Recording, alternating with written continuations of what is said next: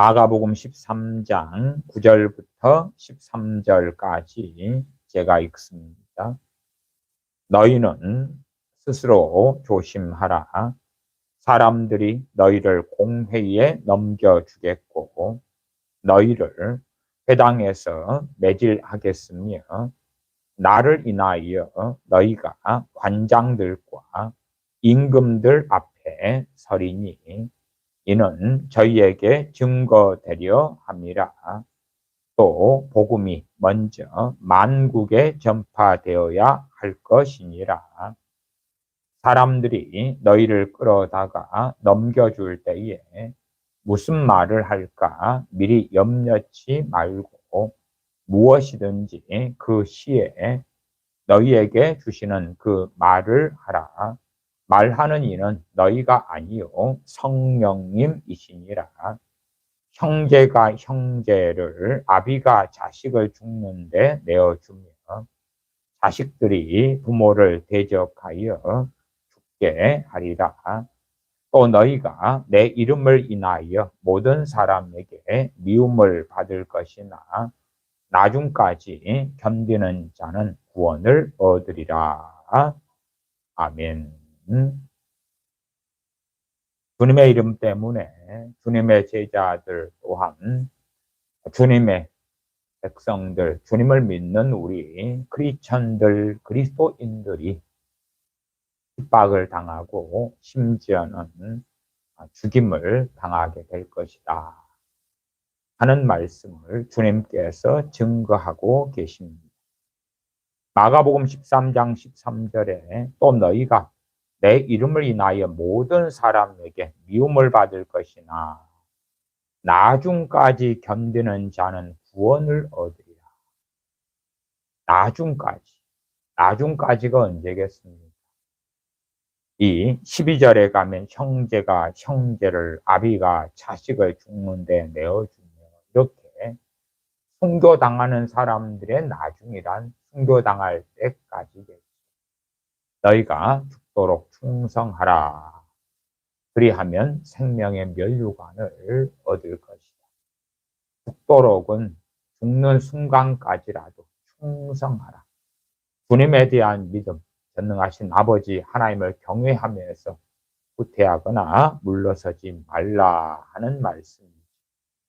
나중까지 견디는 자는 어떤 사람은 일찍 죽을 것이고 어떤 사람은 그래도 핍박을 피하고 살다가 죽을 수도 있을 것이고 또 우리 세대가 될런지 우리 다음 세대가 될런지는 몰라도 어떤 세대의 사람들은 주님 오실 때까지 또한 심지어는 환난 속에서 주님을 배울 수도 있을 것입니다.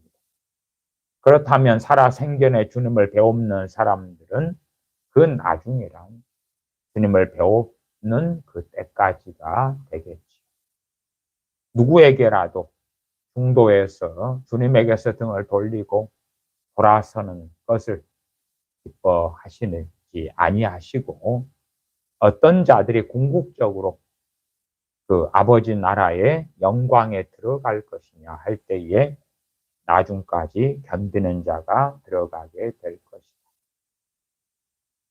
어떠한 세대의 사람들은 평안의 때를 보냈고 어떠한 세대의 사람들은 가난의 때, 경제적인 공황, 빈궁의 때, 전쟁의 때, 기근의 때, 지진의 때 골고루 보내죠.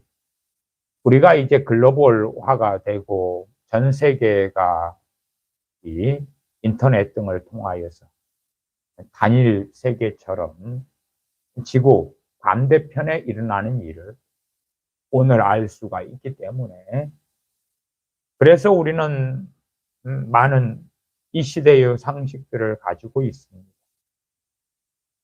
어느 나라는 지금이 참으로 큰 환란의 때구나.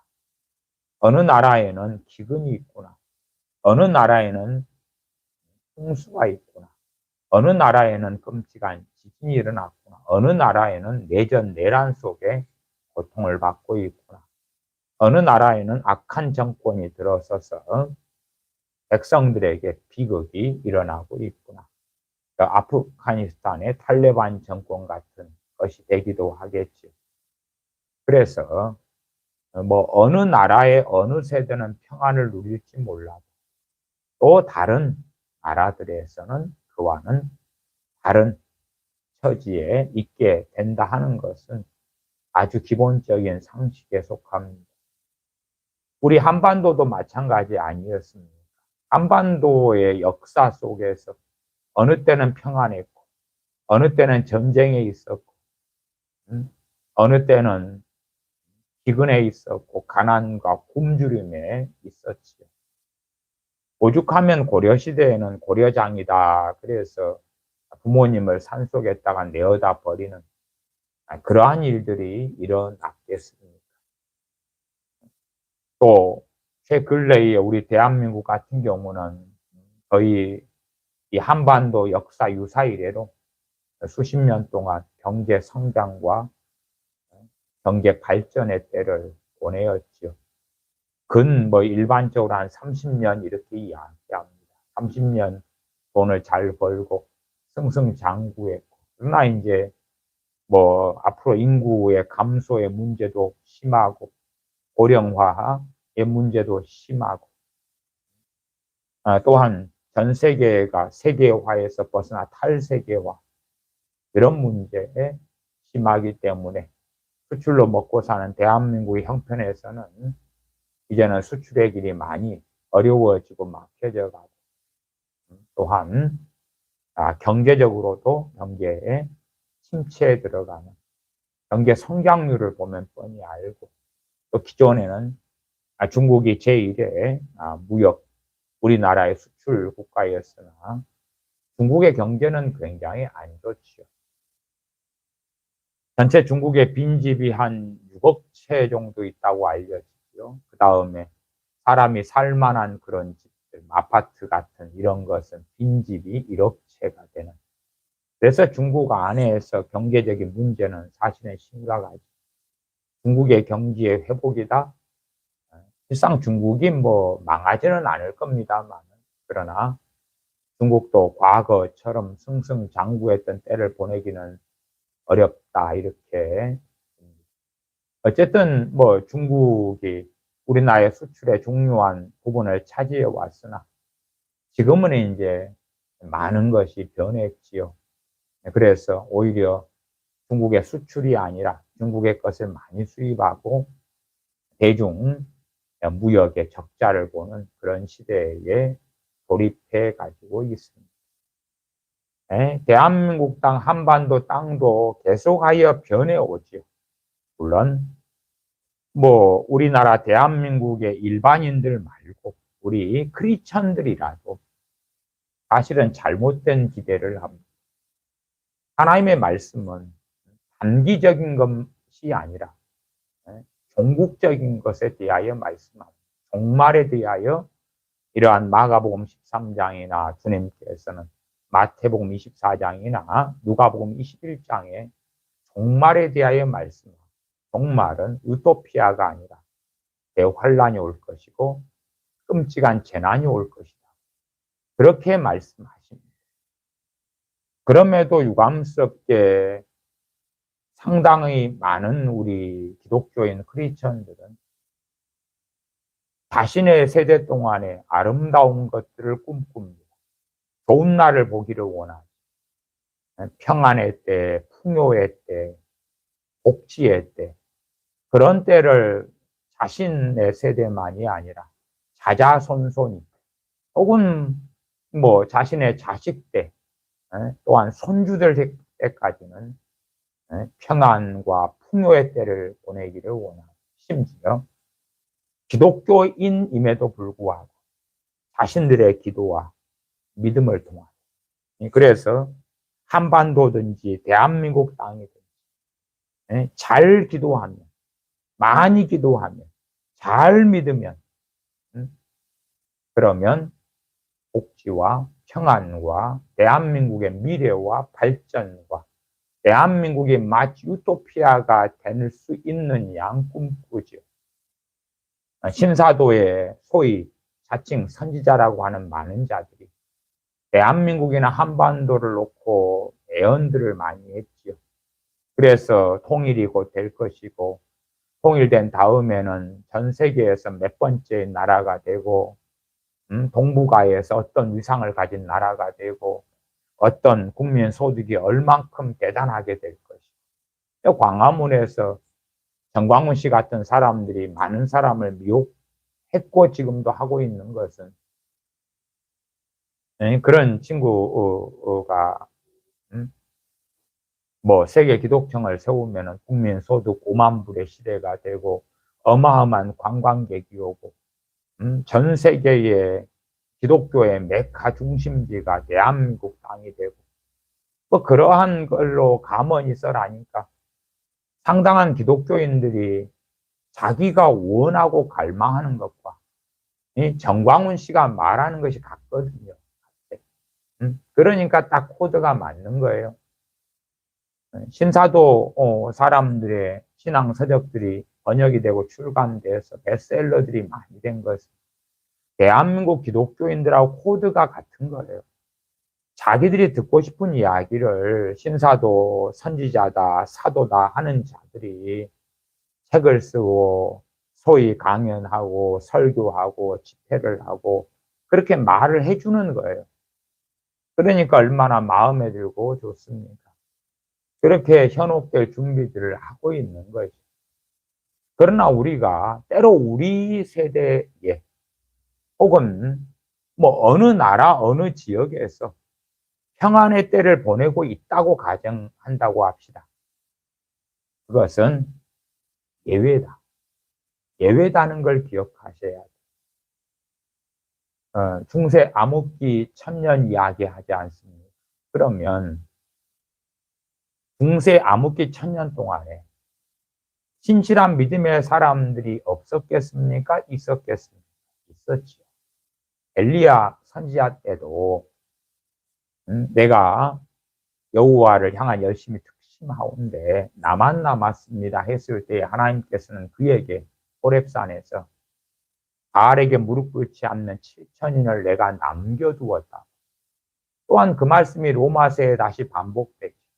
바알에게 무릎 꿇지 않는 7천인을 소위 엘리야 선지자가 너가 볼 때는 아무도 없고 너밖에 없다고 보이지만 나는 남겨두었다. 암흑기 천년이라 할지라도 바알에게 무릎 꿇지 않는 사람들을 하나님께서는 그 작은 이스라엘에도 남겨두었을진데 바알에게 무릎 꿇지 않는 7천인. 그런데 전 세계적으로 중세 암흑기 때 바알에게 무릎 꿇지 않는 사람들이 사람 눈에는 별로 없었지 몰라도 얼마나 있었겠는가. 그러면 그런 바알에게 무릎 꿇지 않는 7천인의 입장에서 엘리야 선지자 때든지 중세 암흑기 때든지 평안의 때였습니까? 아니지. 아니면 혹시 중세 암흑기가 아니고 초대교회 때, 주로 AD 500년 때까지를 초대교회로 교회사로 잡습니다. 그런 때는 얼마나 평안했나요? 얼마나 좋았나요? 아니면 우리는 종교개혁을 좋아합니다. 종교개혁기 때에 루터가 언제 목숨을 걸지 않았습니까? 언제 발 뻗고 잡았습니까? 마틴 루터가. 아니면 존 칼빈 목사님은 언제 평안하게 살았나요?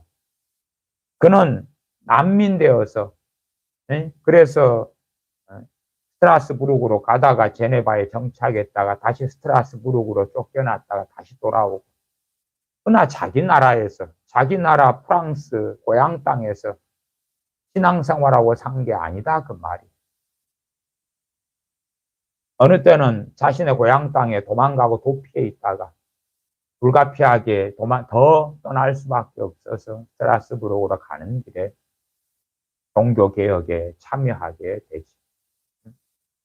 그런 것처럼 종교개혁기 이후에도 무수히 많은 하나님의 백성들이 환난의 때, 고난의 때를 보내었습니다. 이 마가복음 13장의 이런 오늘 본문 같은 말씀에도 우리 대부분은 잘 주의하려고 하지 않습니다. 왜냐하면 우리가 말씀 말고 내가 믿습니다 아멘, 믿습니다, 할렐루야 하고 싶은 게 있거든요. 저는 오래전부터, 최소한 20년여 전부터 정광훈 씨에 대해서 알고 있어 왔습니다. 정광훈 씨가 부흥사로 또 이름을 날리고, 저 사람이 소위 교계 원로 목사들하고 이걸 엄청 잘합니다. 사바사바. 그렇게 해서 또 그 다음에 연세중앙교 윤석전 그 목사님을 잘 이렇게 해가지고 오시고 등등 유명 목사님들, 원로 목사님들에게 또 돈을 잘 뿌리는 사람으로 유명합니다. 어쨌든 그렇게 해서 그 사람이 수십 년 동안 전한 게 뭐냐 그러면 록펠러입니다. 록펠러의 11조. 록펠러처럼 잘 되는 거예요. 하나님을 섬기고, 두 번째는 목사님을 하나님처럼 섬겨라. 하나님께 10분의 1을 주고 목사님에게도 10분의 1을 주어라. 10분의 1을 떼가지고 10분의 1은 하나님께, 10분의 1은 목사님께. 그러니 그런 입장에서 환영하는 무수히 많은 목사들이 대한민국에 존재해 왔습니다. 그러면 그러한 정광훈 씨를 강단에 세우고 그를 유명 웅사가 되게 만들고, 그의 알파와 오메가는 록펠러입니다. 록펠러의 어머니가 록펠러를 가르친 그 가르침, 하나님을 섬기고 11조 주머니를 준비하고 또 한 주머니를 준비해서 목사님께 바쳐라. 그러면 록펠러의 그 가문, 록펠러의 거부가 된 것처럼 되리라. 최근에 이 마가복음 12장, 마가복음 강해에서 가난한 과부의 두 렙돈에 대한 설교를 했습니다. 가난한 과부의 두 렙돈에 대한 말씀을 주님께서 하시죠. 마가복음 12장 43절에 내가 진실로 너희에게 이르노니 이 가난한 과부는 연복교에 넣는 모든 사람보다 많이 넣었도다. 주님 말씀에 따르고 사람들, 정광훈 씨나 또한 상당히 많은 정광훈을 불러서 부흥 집회를 해왔고 강단에 세워왔던 대한민국의 무수히 많은 목사들 관점에서 말하자면, 이 가난한 과부는 두 렙돈을 드렸기 때문에 록펠러보다 말할 수 없이 부자가 돼야 돼. 일반적으로 대한민국의 신실한 우리 그리스도인들은 록펠러의 11조는 우습게 하나님께 드립니다. 왜?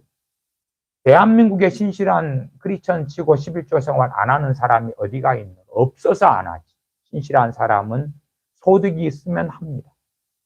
거기에 여러 가지 헌금들이 있지 않습니까? 건축헌금, 절기들의 헌금, 감사헌금, 또 생일감사헌금, 차량헌금, 선교헌금, 별의별 명목에 붙여서 하는 것까지 포함한다면 11조 말고 플러스 11조가 넘어갈 때도 많을 것입니다. 록펠러가 11조를 했다? 한 걸음 나아가 10의 2조까지 그 어마어마한 돈에서 했는가 할 때 저는 아니다. 그건 아니다. 나아가서 록펠러의 가문은 사악한 악한 길을 걸어갔습니다. 그것은 전 세계의 자료가, 역사가 이미 증명하고 있는 것이죠.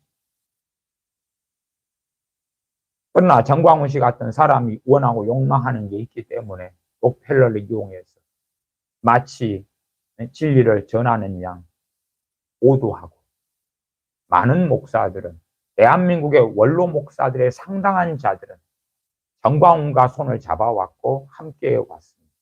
정광훈을 지지해 왔고 후원해 왔습니다. 아직은 정광훈 씨 같은 사람은 원로 목사는 안 되었지. 한 67세 되나요? 그러니까 그 우연 레벨, 70대, 80대 되는 양반, 심지어 90대 되어서 이제 돌아가신 양반, 그런 사람들이 정광훈과 손을 잡고 함께 왔지. 지금의 어떤 정치활동 이야기 말고 그 전부터 수십 년 동안. 그래서 정광훈이 그 부흥사계 유명한 사람이 되어져 왔죠. 왜 그런 사람이 우뚝 섭니까? 그건 대한민국의 크리스천들이 갈망하고 원하는 것을 잘 포착했기 때문에 그래요. 나아가서 대한민국 기독교인들이 갈망하는 건 하나님의 나라가 아니고 주님과 동행하는 게 아니고 자유민주주의 국가인 대한민국이 더 승승장구하고 통일되고 잘 나가고 이 GDP가 더 어마어마해지고 더 놀라운 복지국가가 되는 것입니다. 그렇기 때문에 정광훈 씨가 뜬금없이 광화문에 등장해서 기존의 애국 국민들, 시민들, 애국하려는 기독교인들을 규합해가지고 나를 따르라. 나를 따르면 하나님의 뜻인 이 자유민주주의를 대한민국 국권이 세우겠다. 심지어 자자손손이 막강한 나라가 되게 만들어주마. 북한 공산당으로부터 적과 통일로부터 대한민국 좌파 정권으로부터 내가 하나님께 사명받은 내가 선지자인 내가 너희를 보호해 주겠노라. 염려하지 말아라. 코로나도 나와 함께하면 떠나가고 물러갈 것이다. 그렇게 하면서 하나님 까불면 나한테 죽어. 그 미친 소리로 무수히 많은 기독교인들과 세상 사람들이 현혹에 왔습니다. 왜 그 미치광이 소리에 기독교인들이 넘어가느냐 하면 이러한 주님 하신 말씀입니다. 마가복음 13장이나 마태복음 24장이나 누가복음 21장 등에 정말 우리 믿는 사람들에게 무슨 일이 벌어지는가, 무슨 일이 벌어지는 것이 정상적인가 하는 것에 대하여 유념하지 않기 때문에 그렇지. 11절로 갑니다. 마가복음 13장 11절. 사람들이 너희를 끌어다가 넘겨줄 때에, 사람들이 너희를 끌어다가 넘겨줄 때에, 무엇 때문에요? 주님 믿는 이유 때문에. 우리는 내가 주님 믿습니다. 그러니 직장이 생기고 집이 생기고 자동차가 생기고 사람들이 나를 체포해서 잡아다가 넘겨주고 감옥에 넣고 고문하고 죽이는 게 아니라 사람들이 내 편이 되어주고 나를 보호해주고 내게 돈을 주고 내게 직장을 주고 직업을 주고 환영하고 잘되게 해주고 내 편이 돼주고 그러는 것을 믿어요. 그러는 성경, 물론 어디에 있는지는 모르겠습니다. 혹시 신명기에 있는 그러한 순종할 때 받는 복에 대한 말씀을 믿고 싶나요? 신명기 말씀 순종의 복, 또한 불순종의 저주, 그러한 신명기 28장 등의 말씀은 누구에게 한 약속이죠? 선민 이스라엘입니다. 가나안 땅에 정착하여 살게 되는 이스라엘에게 주신 그러한 신정국가 이스라엘에게 주신 약속이, 그것은 심지어는 한 개인에게 주신 약속을 넘어서는 것입니다. 국가 전체적인 것이에요. 그러지 이스라엘에서 한 개인이 하나님께 깨어 있었다. 혹은 엘리야 선지자가 깨어 있었다. 바알에게 무릎 꿇지 않은 7천이 있었다. 그래서 기근이 안 왔습니까? 끔찍한 일이 이스라엘에 안 생겼습니까? 안 그렇지요. 에레미야 선지자가 굳건히 하나님을 경외하는 사람으로 서 있었기 때문에 그의 생전에 남한국 유다에 대한 바벨론을 통한 하나님의 심판이 오지 않았습니까? 왔지요. 왔지요. 그러니 개개인에 대한 약속이 아니라는 걸 이해하셔야 돼요. 극단적으로 대한민국이라고 칩시다. 그러면 대한민국이 100%가 하나님의 백성입니까? 아니죠. 요즘의 통계는 한 17% 정도입니다. 17%. 그러면 심지어 17%가 하나님을 정말 잘 섬긴다 할지라도 하나님의 긍휼은 있겠지만, 그러나 남은 83%는 어디에 있습니까? 남은 83%는 우상을 숭배하고 무신론자 되어서 하나님이 아니라 나를 믿으라. 자기 영광을 위하여 육체의 안목, 육체의 정욕과 안목의 정욕과 이생의 자랑 속에서 살아가지 않습니다. 응? 이스라엘 전체적으로 극소수의 예외는 있을지 몰라도 하나님을 경외하고 순종했을 때에 그들이 받는 복이죠. 그래서 순종을 통해 받는 복의 기본적인 게 뭐예요? 땅이 복을 받죠. 땅이. 그지 내가 농사짓는 내 땅만요? 비는 어떻게 됩니까? 내 땅에만 비가 오고 옆에 불순종하는 자의 땅에는 비가 안 옵니까? 그러니까 저런 민족적인 약속, 한 개인이 아니라 집단, 민족, 국가에 대한 이스라엘에 대한 약속을 한 개인에 대한 걸로 바꿔치기 해버리는 거예요. 그래서 봐봐라 성경이 이렇게 나왔잖아 하고 속이는 거죠. 오히려 그런 말씀이 기본이 아니라 이 마가복음 13장 같은 말씀이 기본이에요. 주님을 믿는 것 때문에 이런 일이 앞으로 벌어질 것이다. 앞으로 이런 일이 벌어질 것이다. 11절은 사람들이 너희를 끌어다가 넘겨줄 때에 그런 일이 벌어질 것이다. 무슨 말을 할까 미리 염려치 말고 무엇이든지 그 시에 너희에게 주시는 그 말을 하라. 말하는 이는 너희가 아니오 성령님이시니라. 12절에 형제가 형제를, 아비가 자식을, 거기에 형제는 육신의 형제지. 형제가 형제. 우리는 뭘 기대야 합니까? 가정복음화, 가족복음화. 당신이 한 명 예수님 믿으면 가족이 다 믿게 돼요. 당신이 당신의 가족을 위하여 자녀, 부모, 형제를 위하여 소위 도고를 하면, 요즘 말로 중보기도를 하면, 그들이 주님 믿을 것을 당신이 믿고 기도하면 그들도 하나님의 사람이 되고 변화된 사람이 되고 천국 백성이 돼요. 그건 성경에서 기본 기대치가 아닙니다. 그 약속을 하신 적이 없어요. 빌보 감옥의 간수장에게 사도 바울이 주 예수님을 믿으라 그리하면 너와 내 집이 구원을 얻으리라.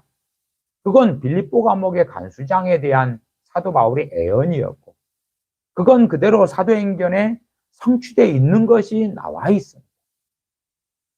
백부장 고넬료가 주님을 믿고 그의 권속들까지 주님 믿는 게 나와 있어요. 아니면 자주장사 루디아가 주님 믿고 그 권속들이, 그 가족이 주님 믿는 게 나와 있죠. 우리가 여리고성의 기생 라합이 하나님께 돌아오고 그의 가족들이 돌아오는 게 나와 있죠. 그러나 그런 것은 예외지. 명확하게 사도 바울이 빌립보 감옥의 간수에게 주 예수님을 믿으라 그리하면 너와 내 집이 구원을 얻으리라 하는 개인적인 말씀을 왜 그게 전도용으로 써야 하는 거지? 왜 우리 각자가 아멘 아멘 믿습니다 그러는 얼빠진 세계 속에 들어가야 되죠? 제가 누누이 말씀드리잖아요. 드라마를 보면서 주인공이 또 다른 주인공에게, 여자 주인공, 이 남자 주인공에게, 사람들은 남자 주인공, 여자 주인공에게 자기야 사랑해. 그랬더니 드라마 보면서 그러면서 환상을 가지면서 와, 저 멋진 연예인이 나를 사랑한다 그랬어. 그러면 정신병 아닙니까? 하나님의 말씀이 도대체 어찌 됐는지 이 기본적으로 보려고 안 해요. 그래서 큐티 할 때 어떤 본문이 은혜롭습니까? 소위 다윗이 시편 23편에 여호와는 나의 목자시니. 누가 한 거예요? 다윗이잖아. 다윗이잖아. 어떻게 여호와 하나님께서 다윗만이 아니라 우리의 목자가 되시는지 그렇게 하려면 징검다리를 통해서 해석의 과정을 거쳐야 맞는 것이 될 수 있는 거예요. 그러지 나란 말이 딱 들어갔으니까 편하잖아요. 은혜를 받지. 나를 그대로 집어넣어요. 여호와 나의 목자 내게 부족 없네. 얼마나 좋아요. 내가 들어갔으니까 나를 그대로 넣어요. 주일날, 지난번 주일날 갈라디아서 2장 20절로 내가 그리스도와 함께 십자가 못 박혔나니. 그 내가는 누구예요? 사도 바울이었잖아요. 우리가 아니고 사도 바울이었잖아요. 우리가 그렇게 돼 있는 게 아니고 갈라디아서를 받는 갈라디아 지역의 교회들과 사도 바울인 우리가 아니라 내가 사도 바울 자신을 가리켜서 내가 그리스도와 함께 십자가에 못 박혔나. 이제는 내가 산 것이 아니요 내 안에 그리스도께서 사시는 것이라. 그런 말씀을 큐티하면서 오, 내가 주님과 함께 못 박혔고 내 안에 주님이 살고 계시네.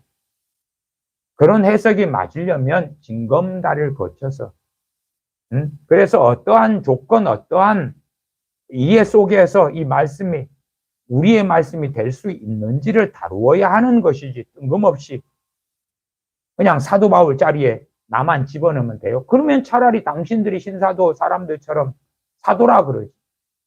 그러면 좋지 않아요? 엘리야 선지자에게 하나님 말씀하실 때 우리가 그 자리에 들어가서 내가 듣겠습니다. 아멘. 엘리야 선지자에게 자 너가 가서 하사엘에게 기름을 부어 왕을 삼고 또 나아가 뭐 엘리사에게 기름을 부어 선지자를 삼아라. 그러면 아멘. 내가 왕들의 기름 부으려고 갈게요. 아람 왕을 세우고 이스라엘 왕을 세우고 그 다음에 선지자까지 내가 세울게요. 아멘. 그리고 당신들이 가보세요. 아람으로 가시고 저 북왕국 이스라엘 자리로 가보시고 아니면 선지자 세우려고 팔레스타인에 가보시면 되겠네. 아멘. 그러면 그까지는 또 안 해. 왜? 선별적이니 자기에게 먹고 싶은 것 받아들이고 싶은 것만 큐티하면서 또 설교자는 강단에서 교인들에게 보암직하고 먹음직스러운 것 마치 선악과처럼 보암직하고 먹음직스러우니까 따먹자. 자 이건 우리를 위하여 하나님께서 오늘 주시는 말씀입니다. 아멘. 넙죽넙죽. 주님께서는 한 집에 5이 있는데 그 중에 둘이 셋과 셋이 둘과 분쟁하리라. 나는 너희에게 화평을 주러 온 줄로 생각지 말라. 칼을 주러 왔노라. 검을 주러 왔노라. 아니 언제 가족 구원을 말씀하셨나요? 그건 각자의 문제라. 각자의 문제라. 더군다나 시대가 악해져 가면 악해져 갈수록 내 가족, 부모, 형제가 주님 믿기는 당연하게 더 어려워져 가는 거예요. 뻔한 것이지요. 뻔한 것이지. 마가복음 13장 12절로 가면 형제가 형제를, 아비가 자식을 죽는데 내어주며 자식들이 부모를 대적하여 죽게 하리라. 자식들이 부모를 대적하여 죽게 하리라. 10계명, 5계명에 부모를 공경하여 그런 자식들이 효도하고 효자가 되는 것, 부모를 공경하는 것 아니요. 부모를 대적하여 죽게 해요. 무엇 때문에요? 신앙 때문에. 예수님 믿음 때문에. 요즘에야 뭐 돈 문제 때문에 자식이 부모를 죽이고 합디다. 심지어 부모가 자식을 죽이기도 합디다. 대한민국에는. 그걸 넘어서서 부모를 자식들이 대적을 해요. 이게 우리 믿는 사람들에게 벌어질 일이에요. 물론 그런 일이 안 벌어지면 좋은 때를 감사하게 예외적인 때를 보내고 있다는 걸 이해하셔야 돼요. 뭐 저 개인적으로는 우리 뭐 조상들로 해서는 기껏해야 우리 뭐 소위 대한민국의 족보로 하는 거죠. 기껏해야 평민이나 아니면은 뭐 심지어는 뭐 상놈 집안이었을 수도 있겠죠. 평민이나 상놈. 물론 저나 저희 이 가문을 이야기하는 것이오. 뭐 짜이 조선이나 어디 고려 때에 이조 판서를 했고 정승을 했고 어디에 사또라도 했다. 그런 이야기는 제가 저희 집안에서는 못 들어봤습니다. 그러니까 소위 이 한반도에서 5,000년 가까운 역사를 보내왔을 때에 저희 조상들까지 다 해서 좋은 때를 보낸 사람들이 그때가 얼마나 있었겠는가. 한반도에 얼마나 많은 전쟁이 있었는지 어떤 역사서를 보면요, 평균 3년에 한 번 전쟁이 있었다 이야기합니다. 그러면 전쟁이 이제 우리 세대로 할 때에 1950년부터 1953년에 휴전할 때까지 그 전쟁 말고는 겨우 작은 국지적인 연평해전이나 이런 것이야 이제 있었지만 제대로 된 전쟁은 1953년 이후로는 대한민국 땅에는 없잖아요. 이것이 일반적인 것이 아니고 5천년 역사, 반만년 한반도 역사를 기준으로 볼 때는 특별한 때를 보냈던 것이에요. 특별한 때를 보냈던 것이. 정신 나간 사람들은 조선시대에 너무 잘 먹고 잘 살았어. 인권이 있었고, 복지가 있었고, 왕들은 너무 대단했고, 그런 망상들을 꿈꾸는 것 같아요. 그러면서도 초등, 중등, 고등, 대학교에서 역사를 배운다 그럽니까? 상식은 없는 거예요. 이 반만년 한민족의 역사 속에서 어쨌든 지금이 가장 좋은 때를 보내고 있어요. 물론 경기가 좀 침체되어 가고 경제 성장률이 낮아져 가면서 한 10년 전보다는 못하겠지만 5년 전보다는 못하겠지만 그럼에도 100년 전 일제시대는 어떻게 할 거예요? 조선 말기는 어떻게 할 거예요? 대한제국 때는, 임진왜란 때는, 정유재란 때는, 몽고가 쳐들어왔을 때는, 고려시대 때는 맨날 이 삼국시대의 작은 고려 백제 신라의 작은 마한변한 진안에 맨날 쌈박질하는 때는 그런 때 아닌 거에 얼마나 감사해요. 특별한 때를 보내고 있는 건데 망상 속에 접어들어서 물론 우리가 몇 년 안 살고 있으니까 그렇다고 합시다. 1000년 산 게 아니니까. 그러나 역사는 뻔하잖아요. 뻔해. 앞으로는 어떻게 될지 몰라요. 북한이 대한민국을 침략할 수도 있고 러시아가 우크라이나를 침략해서 야 이제는 중국이 대만을 하나의 중국을 만들 준비를 열심히 하고 있어서 어떤 전문가들 이야기는 2025년부터 30년 사이가 중국이 대만을 침공하는 그러한 때가 될 거라 이런 이야기들도 한다 그 말이에요. 지금도 연일연야 중국은 대만을 위협하고 있고 그렇게 되면 한반도 정세도 그에 따라 급변하겠죠. 우리는 좋은 때를 보내고 있는데 우리의 이상한 믿음에 그 다음에 그 믿음의 근거에서 뭘 합니까? 기도를 하죠. 그 믿음의 근거에서 기도를 하는 거예요. 그 다음에 믿습니다. 믿습니다. 믿습니다. 작경기도하고 철야하고 때로 금식하고 믿습니다. 믿습니다 했는데 자기 믿음에 하나님이 배반하시는 거지. 자기 믿음에 주님께서 소원을 들어주시지 않는 거지. 동화책을 보니까 나무꾼이 쇠도끼로 나무를 하다가 빠뜨렸는데 산신령이 나타나가지고 이 금도끼가 내 것이냐 은도끼가 내 것이냐 이 쇠도끼가 내 것이냐 쇠도끼가 제 것입니다 했더니 금도끼 은도끼도 다 가져라. 얼마나 그 산신령은 관대합니까? 그 이상의 하나님을 원하는 거죠. 그러나 이 인류사에 언젠지는 몰라도 우리 믿는 사람들이 기대해야 되는 것 그것이 무엇인지를 주님이 명백히 밝히셨지요. 아니 정말 우리 그리스도인들이 핍박을 면한 때는 언제쯤 됩니까? 주님이 이 땅에 오신 다음부터 그냥 2000년으로 이야기하십시다. 2000년의 시간 동안에 우리 진실한 크리스천들이 핍박을 안 받았던 때는 얼마나 많습니까? 얼마나 많았나요? 얼마나 길었나요? 종교개혁기 때는 핍박을 안 받았나요? 끊임없이 천주교가 로마 가톨릭이 개신교인들을 잡아서 종교개혁에 기독교에 참여하는 사람을 잡아서 죽이려고 얼마나 많이 해왔고 많이 죽였습니까?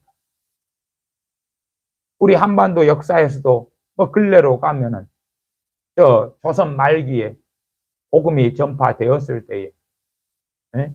그럴 때에 핍박을 안 받았나요? 아니면 일제시대는 어쨌나요? 신사참배를 통하여 얼마나 교회를 핍박했고 믿는 자들을 핍박했다는 것을 우리는 알지 않습니다. 거기에 대다수의 기독교인들은 배교로, 대다수의 목회자들은 배교로 신사참배 하는 대로 나아갔고 하나님에 대하여 등을 졌죠.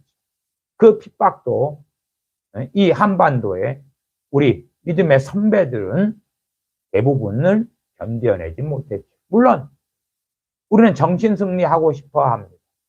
마치 고신교단 등이 우리는 순교자의 후예야. 우리는 신사참배하지 아니한 자들의 후예야. 재건교단이 그렇게 하는 것처럼 야 우리는 과거에 배반했던 자들의 후예가 아니야. 그렇게 주장하고 싶어 하죠. 주님께서 유대인들에게 너희 조상들은 선지자들을 죽이고 그런 자들의 후예다고 말씀하시죠. 그리고 그들은 주님을, 아들을, 메시아를 죽이는데 나아갔지. 그래서 이 세대가 그 피를 감당하게 될 것이라고 말씀하시죠. 그러나 우리도 그 과거의 주님 시대 때 유대인들과 마찬가지로 우리는 경건한 자의 후예인 것처럼 우리는 과거의 신사참배 때가 있었으면 우리는 주님 부인하지 않았을 것처럼 그렇게 생각하죠. 그 다음에 우리 시대에 아름다운 일이 더 벌어지기를 기대하죠. 물론 더 평안의 때가 이어질 수 있어요. 그러나 그것은 한반도 역사에서든지 우리 기독교의 역사에서든지 간에 짧은 시간에 불과했다. 짧은 시간에 불과했다. 영국에서 메이플라워를 타고 선교도들이 신대륙, 미국, 영국의 식민지였던 미국 땅으로 가죠. 북아메리카로 가죠. 무엇 때문에요? 신앙의 자유를 찾아서. 그리고 모여서 농사 짓고 때로 추수감사제를 보내고 그러면서 많은 어려움의 때들을 보냈습니다. 그리고 어쨌든 여차여차해서 미국이 세워졌죠. 그리고 전 세계 패권국가가 되어져 있죠. 그러나 이제 신앙적으로는 더 풍요롭지만 반면에 더 좌초되고 더 무너져 왔죠. 신앙의 자유를 누려왔지만 그러나 그것도 우리 기독교인들의 역사 속에서는 짧은 시간에 불과하다 그 말이. 물론 저도 뭐 인지상정 아니에요. 더 평안의 때를 보냈으면 좋겠고 더 풍요의 때를 보내면 좋겠고 물론 풍요로울수록 믿음은 퇴보하기가 쉽습니다만 그러나 우리 자신들의 각자의 자신감에 따르면 나는 풍요롭기도 하고 믿음도 잘 지킬 수 있다 이런 자신감들을 가지기를 원하잖아요. 이게 마치 별개인 것처럼 풍요와 믿음이 작용과 반작용 하나가 올라가면 하나가 내려가는 것이 대부분의 사람들에게 벌어지는 일이죠.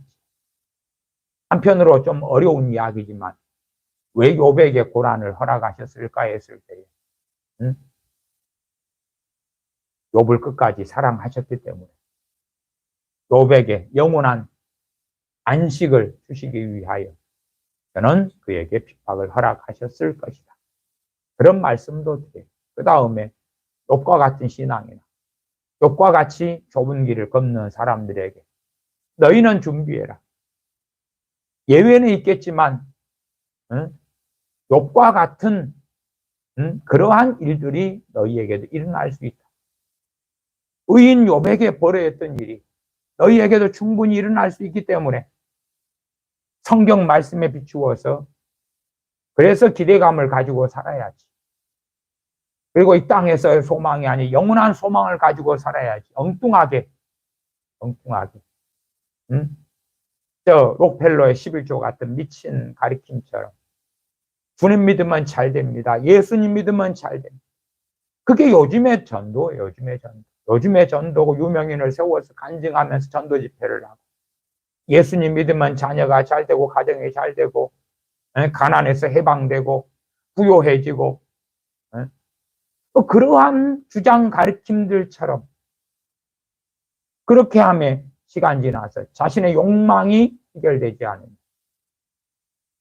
하나님에 대한 원망, 적개심, 분노, 아니면 신앙의 쇠약. 물론 그들이 믿는 하나님은 자기가 만들어낸 스스로 속인 그 결과물로 인한 잘못된 신앙들이 많죠. 그러나 어쨌든 똥낀 놈이 성기를 낸다고 자기가 제멋대로 하나님 말씀을 짜집게 해가지고 이상한 걸로 왜곡시켜 놓고도 하나님 탓을 하는 것이죠. 13장 12절 형제가 형제를 아비가 자식을 죽는데 내어 주며 자식들이 부모를 대적하여 죽게 하리라. 또 너희가 내 이름을 인하여 모든 사람에게 미움을 받을 것이나 나중까지 견디는 자는 구원을 얻으리라. 또 너희가 내 이름을 인하여 모든 사람에게 미움을 받을 것이나 사람들은 그리 생각하더라고요. 젊은 우리 크리스천들 이야기에 직장에 딱 가면 직장 상사가 어서 오게 해. 직장 상사가 인격적으로 대우해주고 회사에서는 제때에 급여가 나오는데 자기가 원하는 것보다 더 나오고 급여도 금방금방 오르고 월급도 인센티브가 잔뜩 나오고 회사가 자기가 다니는 회사는 승승장구하고 또 잘 되고 자기도 잘 되고 승진도 잘 되고 회사의 높은 사람부터 동기들까지 자기를 다 환영하고 편들어주고 그렇게 하나님이 만들어 주실 것이다. 그런 믿음과 기대감을 가지고 있더군. 심지어 나는 크리스천이기 때문에 내가 대학을 나오면 내가 고등학교 나와서 취업을 하려고 하든지 대학교 졸업해서 취업을 하려고 하든지 간에 여호와 이래 하나님이 미리 준비를 다 해주셔. 하나님의 준비를 다 해주셔. 그러나 이 아브라함이 독자 이삭을 바칠 때 여호와 이래였지요. 그러나 그 과정은 여호와 이래였다 할지라도 그 과정은 생각하지 않지. 심지어는 이삭이 태어나기 전의 과정은 하나님께서 99세 된 또한 그보다 10살이 어린 89세인 사라에게나 99살인 100살이 다 돼가는 99살인 아브라함에게나 내년 이맘때에 자식이 있을 것이다. 는 하나님 말씀을 어떻게 믿냐 그 말. 어떻게 믿어. 남자이자 구실이 끝났는데 어떻게 믿냐 그 말이에요. 그러한 과정들은 생각하지 않고 단지 여호와 이래만 갖다 놓으면 너무 좋지. 하나님이 예비해 주실 것이다. 그것을 가지고 아무데나 뜯어붙이. 아무데나 뜯어붙이. 너무 은혜롭잖아요. 하나님에 대해서 하나님 여호와 이래시구나. 준비해 주시는 하나님이시구나. 그래서 내 자녀들의 직장을 때에 맞게 준비해 주실 거고 내 인생을 준비해 주실 거고 나 대신. 어제 어느 유명한 목사님의 그 설교를 내용은 안 들어봤고 제목만 이렇게 봤어요. 이게 그 유명한 교회 목사님이어서 좀 설교를 좀 골라서 들어볼까 하다가 다른 일이 있어서 리스트만 쭉 이렇게 확인하고 말았는데 뭐 제목이 사람들의 마음을 확 좋게 하는 것 같더라고요. 내가 가만히 있을 때 하나님이 일하신다. 이렇게 제목이. 그래서 이제 그 출애굽기 사건을 가지고 본문이 그거예요. 너희는 가만히 있어서 여호와의 일하심, 행하심을 보아라. 구원하심을 보아라 하는 거지. 얼마나 저 애굽을 물리쳐 주시고 그래서 홍해를 건넌 다음에 하나님께서 이끌어 가시는 그 복된 길. 어쨌든 간에 그런 이제 환상을 가지면서, 아니, 제목이 그래, 제목이. 제목도 성경적으로 틀리면 안 돼요. 근데 그, 에? 말씀의 대상이 누구예요? 우리가 아니잖아요. 우리가 아니. 거의 3,400년 전에, 에? 그 출애굽기가 1,400년도, BC 1,400년도니까, 3,400년 전에 그 이스라엘이에요. 출애굽한. 이집트에서 노예살이 했다가 430년 만에 해방된, 그러한, 어, 저, 에? 홍해바다 앞에 있는 이스라엘 사람이거든. 근데 그것을 이제, 뭐, 어찌어찌 징검다리를 거쳐서, 우리 거예요 하려 해도 정말 쉬운 이야기가 아니에요. 많은, 그걸 읽으면서 너희는 할 때 너희는 우리로 그대로 듣는 거예요. 성경 읽는 우리로 들어요. 아멘. 우리도 그렇게 할까요? 하나님께서 모세에게 너가 섰는 곳은 거룩한 곳이 내 발에 신을 벗으라. 그러니 우리도 벗으면 되겠네. 그거 읽다가. 그 성경 본문 읽다가 우리도 신발 벗으면 되잖아. 왜 이것이 거룩한 곳이다네, 여기가? 어? 우리가 안방에 성경 읽으면 너가 섰는 곳은, 그러면 안방에 앉은 성경을 보고 있어요. 그러면 벌떡 서면 되지. 응? 그 다음에, 거룩한 곳이다네? 신발을 벗어. 양말은 어떻게 할까? 신발만 벗으라 그랬잖아요. 양말은 이야기 안 했고. 응? 마침 맨발로 집에 있을 때는 좋겠다. 응? 왜? 신발만 벗으면 되잖아, 실내화. 응? 참 어리석고 어리석죠. 그러니까 저는 그 설교 내용을 이제 안 봤지만 제목을 보고 했을 때 좀 알쏭달쏭했어요. 설교는 뭐 한 2, 30분 되는 것 같은데 나중에 들어봐야 되겠다고 찜을 해놨는데 최근 유명한 목사님의 설교를 해서 어쨌든 뭐 내용이 그래도 내용은 틀리지 않았으면 좋겠죠. 영향력이 있는 대형교회 목사님이시니까. 다시 이제 13장 9절로 갑니다. 너희는 스스로 조심하라. 뭐 하라고요? 스스로 조심하라. 하나님이 다 해주신다는 거예요? 아니죠. 우리한테 스스로 뭐 하라고? 조심하라고 말씀하시죠. 스스로 조심하라. 그러면은 우리가 스스로 조심하지 않으면 그러면 별일을 다 겪고 당하겠지. 주님께서 제자들에게도 너희가 시험에 들지 않게 깨어있어 기도하라 그랬죠. 근데 제자들은 깨어있어 기도하지 않았죠. 그래서 시험에 빠졌고 주님을 배반했고 도망갔죠. 부활하신 주님을 만난 다음에도 제자들은 베드로 사도부터 나는 고기 잡으러 가겠노라 하고 갈릴리 바다로 가고야 말았죠. 다른 제자들도 함께 가자 그리고 가기도 했지. 왜? 주님을 배반했고 시험에 빠졌기 때문에 부활하신 주님을 배운 다음에도 죄책감, 정죄감 때문에 주님께 너무 송구하고 면목 없어서 스스로 주님께서 부르신 사도의 자리를 내팽개치고 나는 여기 합당하지 않습니다. 그런 마음으로 가득했기 때문에 그러겠지. 그렇게 내가 해야 될 몫이 있고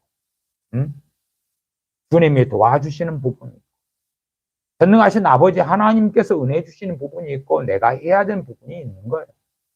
여기에서는 너희는 스스로 조심하라 그러죠.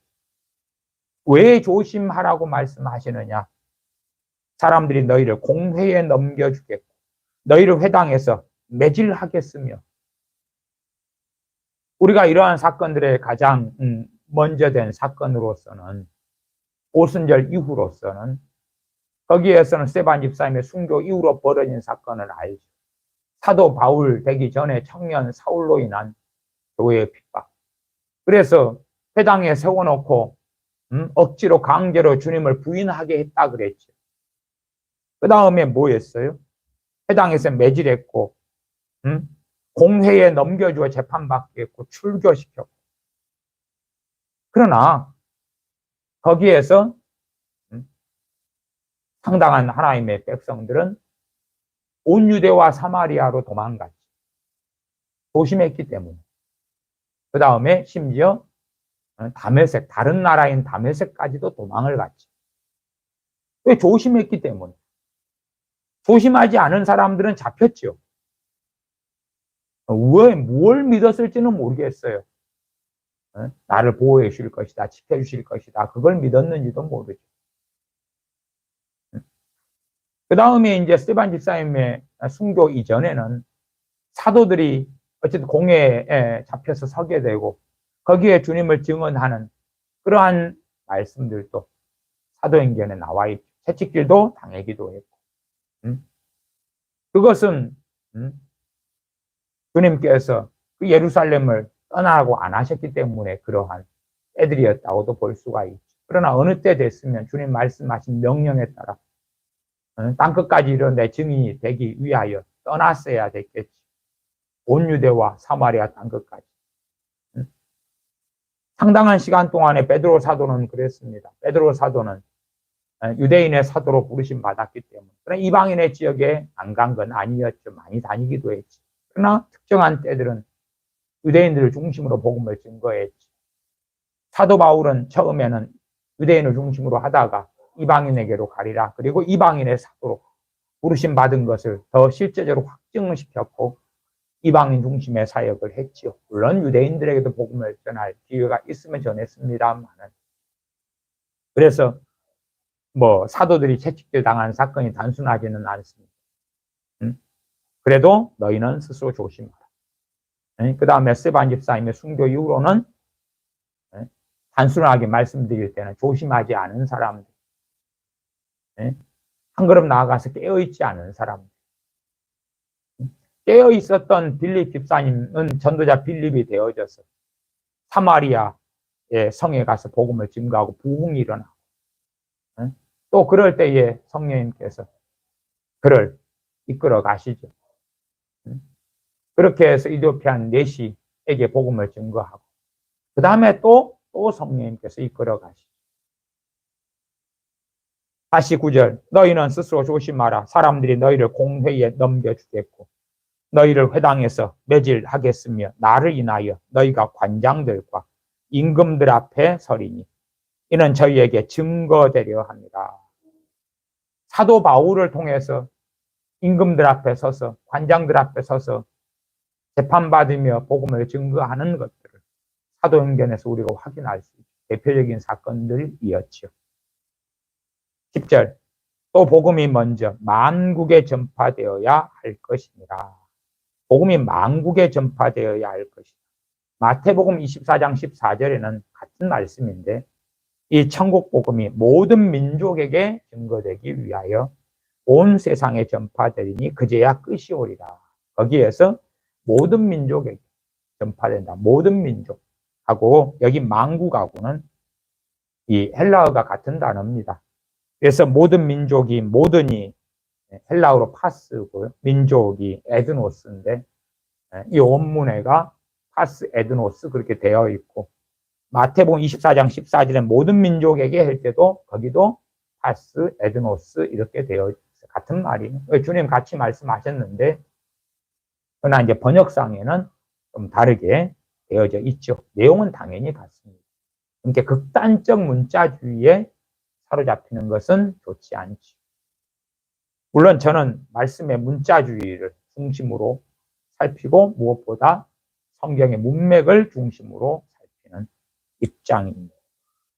13장 다시 10절 또 복음이 먼저 만국에 전파되어야 할 것이니라. 만국에 전파된다. 이것은 다음 시간에 좀 많이 자세하게 따로 살펴보겠습니다. 만국에 전파된다. 혹은 마태복음 24장 14절로는 이 천국 복음이 모든 민족에게 증거되기 위하여 온 세상에 전파된다. 그제야 끝이 오리라. 사도행전 1장 8절은 땅끝까지 이르러 내 증인이 되리라. 땅끝까지. 그 땅끝 혹은 천하 만민, 만국, 모든 민족. 성경 하나만 본 다음에 다음 시간에 이 부분을 좀 자세히 살펴보겠습니다. 로마서 10장입니다. 로마서 10장. 로마서 10장. 로마서 10장, 로마서 10장 16절부터 16절부터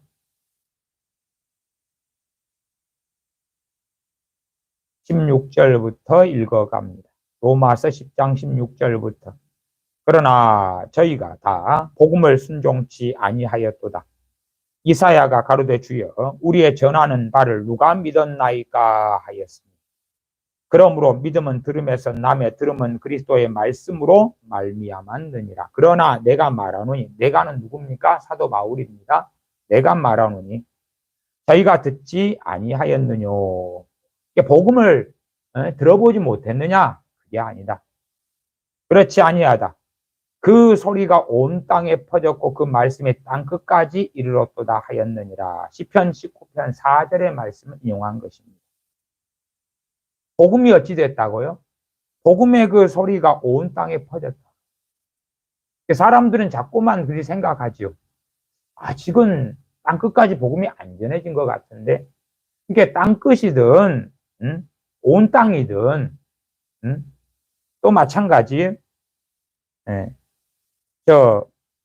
마태복음 24장 14절에 온 세상에 전파되리니 그제야 끝이 오리라 해서 온 세상도, 그 온이 헬라어로 홀로스고요.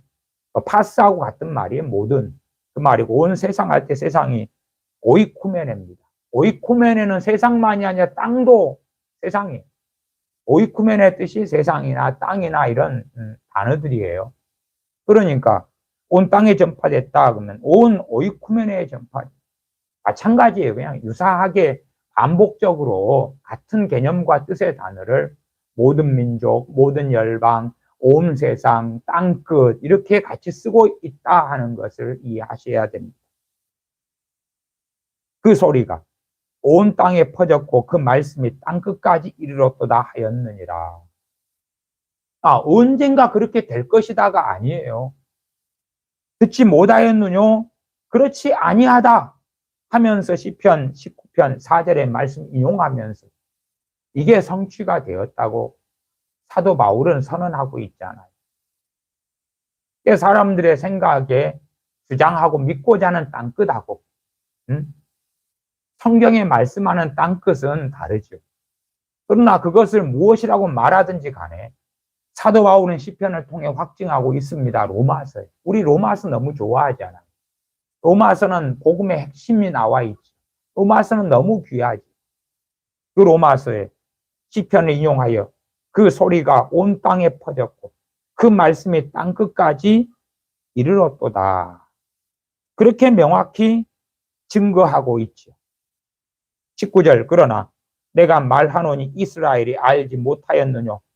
먼저 모세가 이르되 내가 백성 아닌 자로서 너희를 시기나게 하며 미련한 백성으로서 너희를 노엽게 하리라 하였고, 또한 이사야가 매우 담대하여 이르되 내가 구하지 아니하는 자들에게 찾은 바 되고 내게 문의하지 아니하는 자들에게 나타났노라 하였고, 이스라엘을 대하여 가라스 때 순종치 아니하고 거스려 말하는 백성에게 내가 종일 내 손을 벌렸노라 하셨느니라. 이스라엘 유대인들이 인정하지 않더라도 하나님께서는 종일 손을 벌렸노라. 하나님의 사랑이 우리를 부르시며 구원하시는 그 사랑이 어디 있습니까? 모르겠습니다 할지 몰라도 하나님께서는 이스라엘에 대하여 내가 종일 내 손을 벌렸노라. 어떤 이스라엘 백성요? 거스려 말하는 백성. 순종치 아니하고 거스려 말하는 이 유대인들에게 하나님께서 큰 사랑을 가지고 손을 벌리고 계셨다. 그러니 돌아오기는 누가 돌아와야 돼요? 유대인들이, 이스라엘이 돌아와야 하는 것입니다. 로마서 1장만 하나 더 보겠습니다. 로마서 1장입니다. 다음 시간에 이 땅끝이나 모든 민족 열방에 대한 여러 구절들을 보면서 말씀을 드립니다만은 먼저 선행적으로 두 본문을 보는 것입니다. 로마서 1장입니다. 로마서 1장 7절부터 읽겠습니다.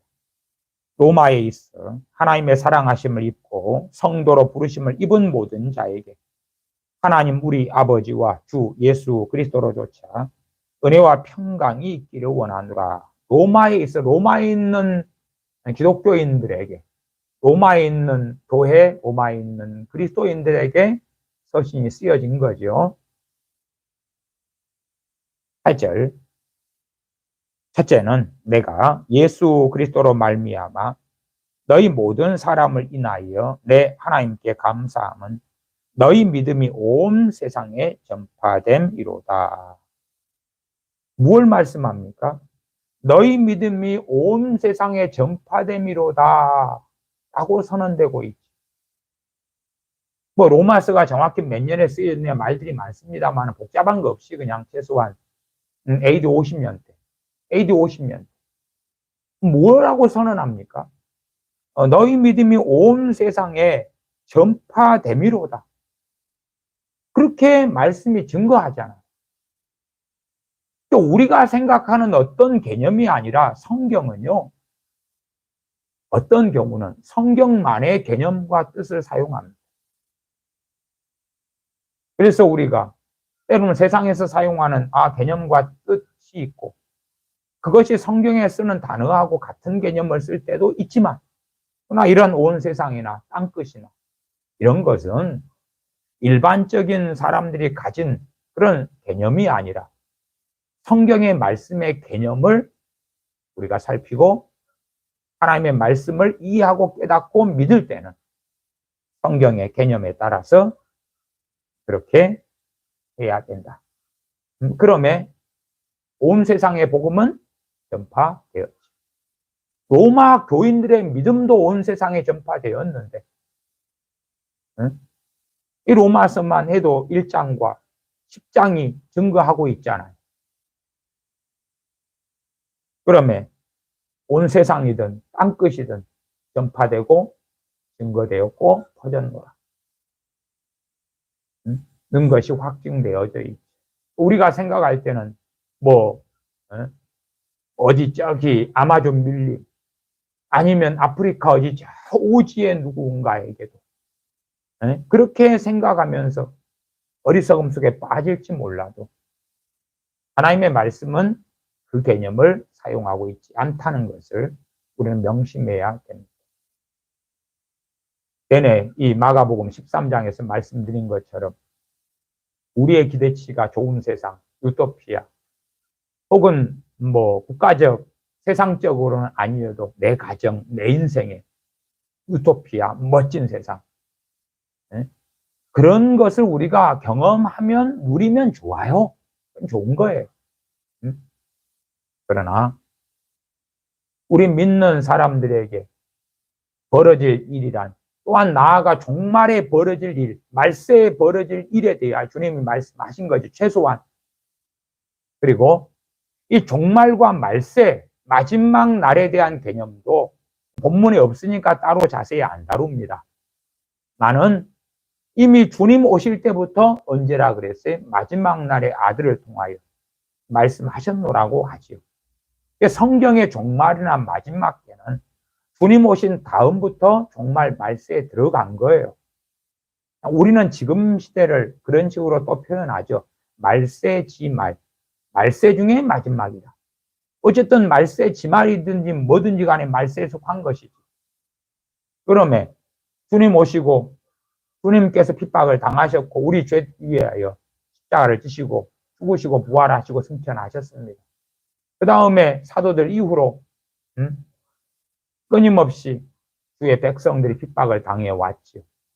일부의 평안의 때에 신앙의 자유를 가지고 마음껏 예배하고 기도하고 찬양할 때가 있긴 했습니다.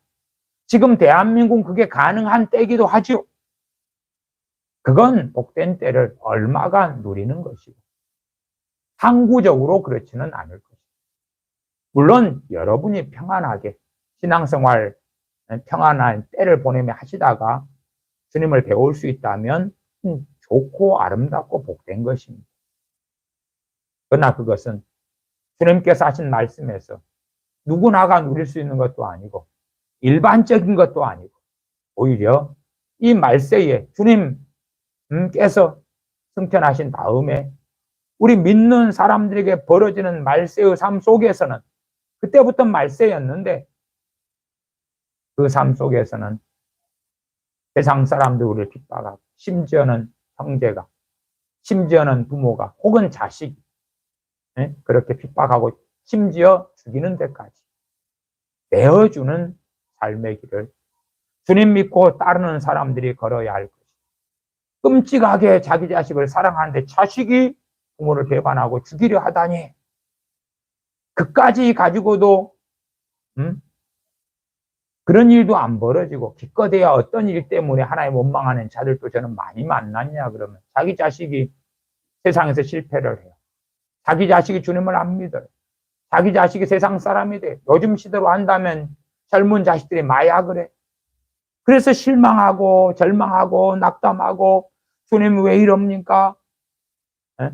그러면 당신들은 당신의 자식들이 당신을 죽이는데 내어주게 되는 일을 경험하면 그때는 어떻게 하실까요? 그건 제 이야기가 아니라 주님의 말씀이십니다. 우리 믿는 사람들이 무엇을 주님의 말씀하신 대로, 주님의 애언대로 우리 믿는 사람들에게 어떠한 일이 벌어지게 될 것이냐. 또한 실제로 역사적으로 대부분의 때에 진실한 하나님을 따르는 백성들, 그리스도인들에게는 이러한 핍박과 환난과 고난의 때들이 점철되어져 왔다. 단지 지금이, 또한 지금도 우리 대한민국이나 서구 유럽이나 얼마의 나라들에 예외적으로 신앙의 자유가 있고 마음껏 어쨌든 개인적으로라도 예배하고 기도할 수 있는 때를 보내고 있는 것일 뿐이다. 그러나 잘못된 세상에 대한 기대, 신사도나 어떤 자들이 말하는 것처럼 잘못된 앞으로 올 세상에 대한 어리석은 기대로, 그것으로 정상적인 신앙 믿음이 아니라 사상 누각보다 더 어리석은 그러한 것을 세운다면, 그렇다면 다 무너지고 상수가 났을 때에 다 쓸려가고야 할 것이다 말씀드립니다. 기도하겠습니다.